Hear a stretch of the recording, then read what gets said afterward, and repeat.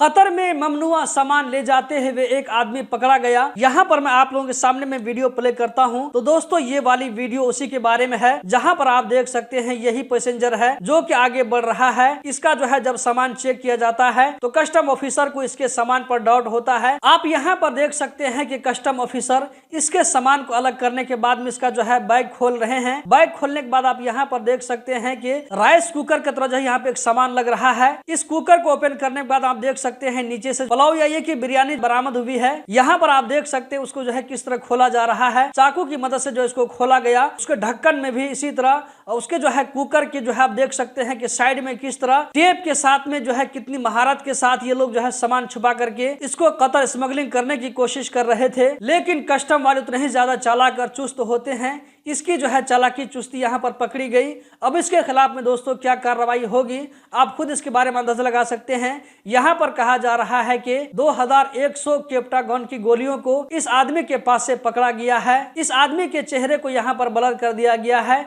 जो कि कतर में और गल्फ कंट्री में ऐसे ही होता है कि जब कोई आदमी इस तरह की एक्टिविटी में पकड़ा जाता है तो उसके चेहरे को रिवील नहीं किया जाता है। दोस्तों इस वीडियो को मैं आम लोगों के लिए नसीहत के तौर पर शेयर कर रहा हूं कि जो भी इस तरह की एक्टिविटी करना चाहता हो, गैर कानूनी तरीके से अगर कोई सामान कतर ले जाना चाहता हो तो उसके साथ में क्या होगा आप यहाँ पर देख सकते हैं। स्मगलिंग करने वाला चाहे जितनी भी कोशिश कर ले, जितनी भी चालाकी और चुस्ती दिखा दे, लेकिन वो जो है कस्टम वालों की नजर से नहीं बच पाएगा। अगर किसी तरह बच भी गया तो सीआईडी वाले उसको जो है पाताल से भी ढूंढ करके ले आएंगे। इस वीडियो में इतना ही।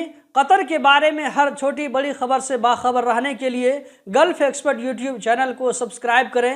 वीडियो को लाइक करके आगे जरूर शेयर करें। बहुत बहुत शुक्रिया।